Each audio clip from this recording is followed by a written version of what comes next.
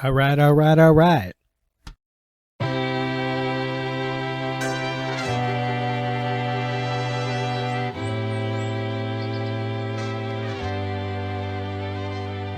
Hi there. My name's Charles Ray Dawson. This is the Unnamed Real Estate Podcast, episode 154. I'm the Associate Broker and Residential Sales Manager of ProStar Realty, and I hope you guys are all having a great week. So, especially if you have not been living in any other state besides Arizona, because, oh my God, just watching the temperature numbers, I keep thinking about this old marketing plan that I was going to do. I identified a couple northern counties, not states, that according to the Census Bureau were the biggest counties sending people to Maricopa, people who were moving to Maricopa County from these. And one of them was like Cook County. And I kept thinking to myself, it would be perfect if I did a Facebook ad in Cook County, because with Facebook you can directly advertise into certain areas, and do a live cast from the golf course when Chicago's having a deep freeze. And just sit out there, have my little phone up, thinking, hey, this is Ray. I'm down here in Phoenix, Arizona, where it's a balmy 68 degrees right now. We're on the golf course right now. As you see, these guys are all playing golf, because this is what winter in Arizona is like. Now, I understand you're in Phoenix, you're up there in Chicago right now, and you're freezing, and you're trying to figure out whether or not your car is parked on the wrong side of the road today, because which side of the road do you need to move your car to?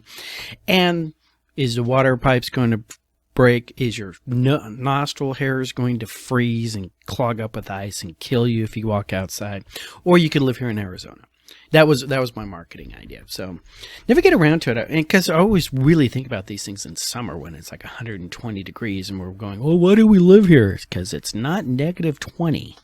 So that's boy, it's January. We're having a great year so far. My recovery is going well. The wife got herself a head cold last week, so she was like 4 days home snuffling and stuff. I caught a little bit of it yesterday, and then my entire karaoke crew came down with COVID. Because I did not go out to karaoke on Sunday, because karaoke mid-afternoon on a Sunday is just suicide pact for the rest of the week, and so they all got corrupted. So they're all sitting at home. Hi guys, hope you feel better. See, sometimes I do take the adult route and go don't party too much when I know I have a work week. So, real estate, couple things. Numbers, real estate. Let's go with the news first, all right? CNN on Tuesday did the news article that I've been telling you guys for quite some time, and it is right here, okay? Boomers won't part with their homes, and that's a problem for young families. Yes, all right. Article out there on CNN is basically just explaining that that churn that I've been telling you guys about seems to have a blockage in the system. And the article breaks down about how empty nest baby boomers own 28% of the large homes. Empty nest is just one individual living in a home, and they're defining a large home as having more than 3 bedrooms, or 3 bedrooms or more. And they're just rattling around in that all by themselves. And they own 28%. Millennials only own 14% of those homes. These, millennials are being aged right now between 26 and 41. They're in the primary first-time home buyer, home family starting tranche right now of the population, and they're only owning 14%, while empty nester boomers are owning double the amount. All right. So also it has Gen Z in here just for laughs. They own just 0.3% of homes with 3 bedrooms or more. So honestly, if you're Generation Z out there, and that's 19 to 25 years old, and you have property already, wow. Okay. You're the winners. You will be the winners. You got on that escalator very, very early. All right. And you're going to ride it to the top. They also do a little call out of that silent generation. Of course, once again, completely forgot Generation X, because the generation that never existed in the eyes of their parents. The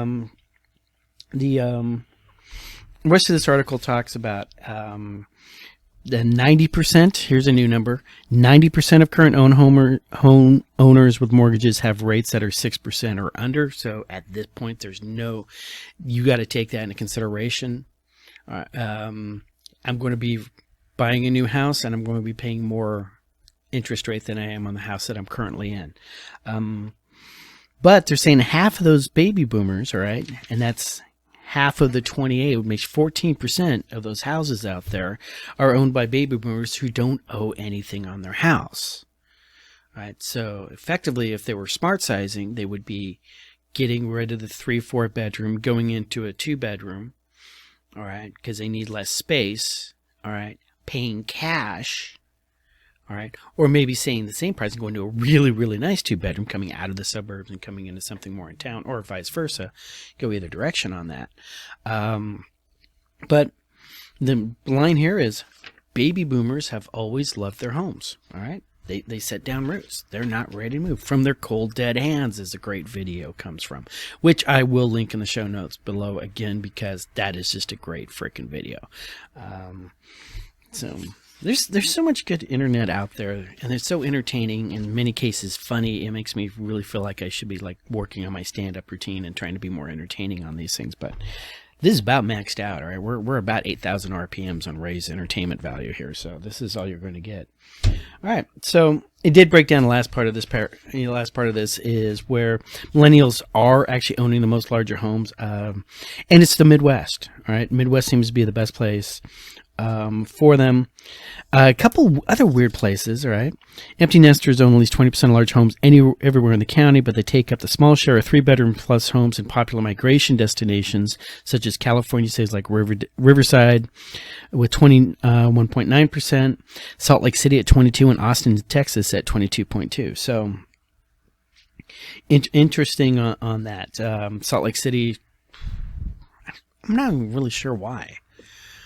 But anyways, there is a small silver lining saying affordability is expected to improve somewhat in 2024, but they don't give a reason why. Reason why? Interest rates are coming down. They are still moving out. Now, we did have inflation numbers came in and was not going in the direction people thought. Immediately people started talking about, oh, maybe we won't have, maybe the Fed won't lower the rates again. We don't know. Still going on. And the problem is it's an election year, all right? And every bit of news out there goes through the election year filter. And whether or not the writer and editor of said article is trying to throw that little top end spin on the news to either promote or demote the current person in the White House, makes these years really, really hard to read news. All right. So really hard to read news. So now more than ever, don't trust, verify everything, and don't sell stock based on a CNN report that you just read. All right. So that being said, we have the Cromford report numbers. All right. And Cromford's actually, let's talk numbers real quick. So numbers for January 17th, 2024. Actives this week are 15,347, up 274. New listings are at 2,091, up 98. Contracts are at 2,070, up 299. And our closings last week were 977. Coming soon to an MLS near you is 743. Little black numbers all across the board. Everything's going up. I actually should have looked and see when was the last time we actually saw contracts over 2,000. But remember, part of the reason why our close numbers are so low right now is because everything that's closing this week went under contract mid-December, slowest part of the year. So that closing number you're going to see is going to start lagging, but you're going to see that spike up here real quick because, hey, everything's moving across the board. Now, it's interesting that actives are still going up, but contracts are going up at the same time. And if you look at this thing, it's like, hey, wait a minute. Our actives are 274, but our contracts are 299 with 2,091 with only 98 new listings over last week. What's going on here? It's the back on market. All right. Still remember, I don't track those numbers. Oh, I track the numbers. I don't report the numbers. All right. Back on market. Sellers are starting to feel a little bit more confident and saying, nah, dog, we're not meeting your demands on the Binzer. you're going to have to take it as is or take what we're going to offer you. All right. And buyers are saying, hey, nah, dog, I got more houses to choose from. All right. So fun to watch on this thing. But as of this, we're getting up into regular real estate numbers again. Let's talk about what the Crawford report numbers are. All right. Supply is going up at 62.4. All right. And demand is at 71.7, still up. All right. Because of the ratio, our overall Crawford number is 115, which is over 110, which puts us in a seller's market. Slight seller's market. All right. But let's look at the individual neighborhoods. All right. The individual cities, because this green lights across the board. All right. Matthew McConaughey, his book, Green Lights. All right. Great book, by the way. Read it. But green lights, dude. All right. All right. All right. Green lights, you know. One thing I like about new builds, I keep getting older and they stay the same age. And let's not think that I can ever do a Matthew McConaughey impersonation. Anyways, so biggest winner on this thing is Fountain Hills. All right. They went up 20% over month. All right. Remember, they beat out Chandler last week, and they're just running up the numbers on them. All right. Man, there's just so much to choose from in the 10% or more, right? Fountain Hills is up 20, Gilbert 19, Glendale 19, Phoenix 14, all right, Mesa 10, Peoria 13, Surprise 18, Queen Creek 12. Okay, so what are we looking at here? Seller's market is everything from Tempe up, all right? Balanced market, right? Peoria, Goodyear, Surprise, all right, Paradise Valley, and that's it. All right, so we have 4 sitting in the balanced market, and then your buyer side, all right, where you're going to be looking at Cave Creek, Queen Creek, Buckeye, and Maricopa. All right, but even those are up. The lowest growth on here is Paradise Valley, and that's where all the rich people live, so we always throw that one out. The second one on that was Tempe. And you know how I feel about Tempe. But even Maricopa's starting to go up, all right, which is good for them because they're really sitting down there. All right, they were at like 65.3 last month. Now at 66.7. Still strong buyer's market out there. I'm expecting at a certain point the REITs and the large-scale investors will suddenly start looking at Maricopa being a good purchase for rentals. And you're going to see that flip over real quick. So you're looking to buy a cheap house, and you want to get it before Wall Street does, Maricopa, get thee hither. So, other news that we got going on. Real estate, national news. Let's see, we covered President Nar resigning last week. Again, another president resigning last week. Nevada's got their lawsuit just kicking in. No more news going on with our current one. Comfort did have a mid-month pricing update and forecast, right? Where basically, sales and pending are two different things, boys and girls. All right, right. So we tend to track the sales number, it does, but it did actually go down 0.3% price per square foot between December 15th and January 15th. It's pretty much to be expected, all right? Because remember, that's the doldrums. Okay, that's where the investors start coming in. But they're on the pending side, they're looking at it being up. Same time period for pending stuff, up 1.9%, and they're forecasting for pending side going up 1.7 between January 15th and February 15th. So average square foot for both pending listings, those for listings in a contract, are starting to move higher again. All right, so they're getting rid of the mild anticipation of price growth to, okay, now we're anticipating the price growth here.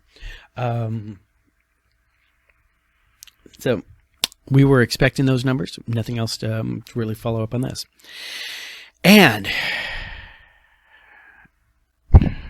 okay, so in case you guys haven't noticed, I don't think I've ever hidden this from anybody. There is a lot of dumb people in real estate. All right.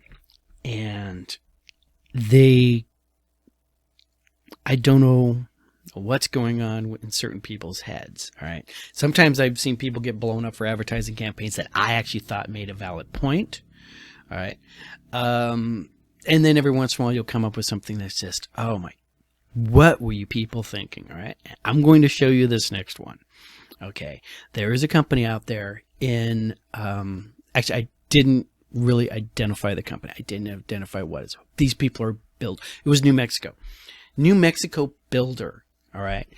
In case you guys have been living under a rock for the last 10 years, diversity, equity, inclusion is a really big buzzword, especially in those Fortune 500 companies, right? And in schools and everywhere else.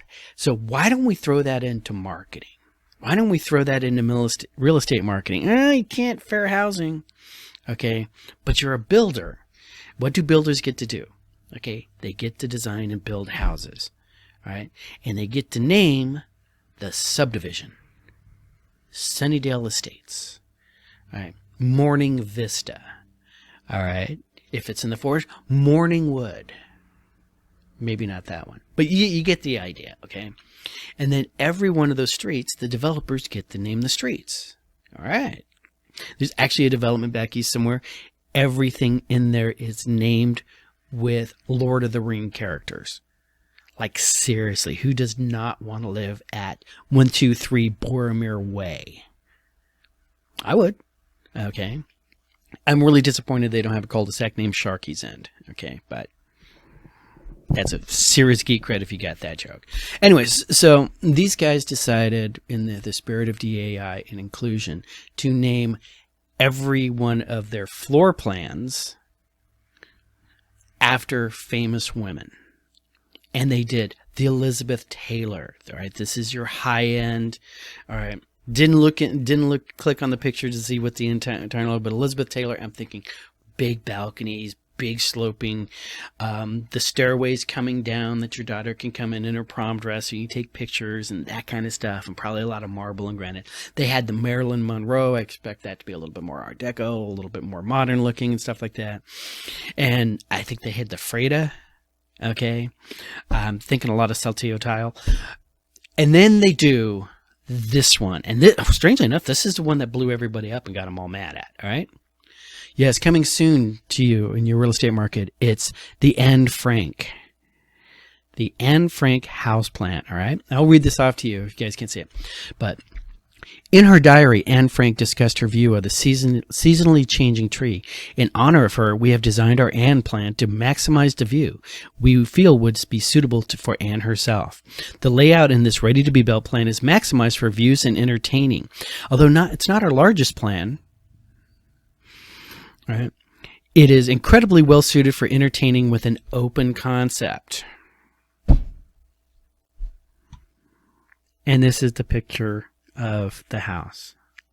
All right. So knowing my history and having read the book and actually knowing who Anne Frank was, all right, there are two things in here. This should have been a multifamily household. All right. And they should have used words like maximizing personal space in the smallest design. Might have been a way to go on this. Definitely not open concept. All right. And the last thing I'm going to say is look at that picture. Do you guys see an attic? I don't see an attic. All right. When you're literally hiding from the Gestapo and the Nazis, open view and open plans doesn't really seem to do it for me. All right. So, yeah, these guys got blown up. And I'm completely on board with that. All right. You know, Anne Frank, you know. Like I said, people are just freaking stupid. This is such an incredibly bad idea for let's do some real estate. Let's market this thing. Okay. And you're going through, there's a Rosa Parks. All right. I didn't click on that. I don't want to read the narrative, what they came up with, Rosa Parks. All right. Parks design, but it better have great seating. All right. So when you're going to virtue signal this hard in your marketing and stuff like that, at least know some sort of history about what you are advertising. Or even better, don't do it at all. You could have named these things all after birds. Okay. Like seriously. All right. We're going to maximize the view. Okay. Let's maximize the view. This is the Peregrine plan, right? Maximize views and all. Oh, even better. This is I'm trying to find up an owl name that's like really small with it, because everything's like burrowing owl, great horned owl, barn owl. This is the barn owl, right? We maximize, we've designed our barn owl plan to maximize the view that we feel would be suitable for any large-eyed nocturnal predator, right? The layout in this Razor Be Built plan is maximized for views and entertaining, right? I don't know what the hell, people. So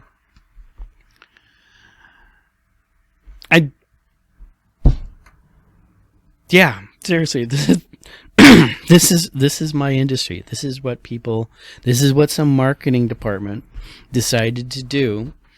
Throwing darts at the wall. Okay, what are we going to do? What are we going to do to make this special? I hear diversity, equity, inclusion is a big thing. So what are we going to... Okay, well, we can go race. Whoa, fair housing, bad idea. Well, we can make it name after famous women. Okay, or... Now, interesting, all right? If they had done this after famous minorities, right? And they go through, they name the entire thing after, Cesar Chavez, Washington, Thomas Sowell. I would live in Thomas Sowell Estates, all right? But still, it's, that, all right? Does that look like you're marketing to, you're limiting the marketing to specific race, which you cannot do, okay? Now, strangely enough, you also can't limit your marketing to specific sexes. I can't go out there and go, this is Dubled 500. Every one of our houses has 5 different garage parking spaces and 1 bedroom and a kitchenette, because that's all you need as a real man.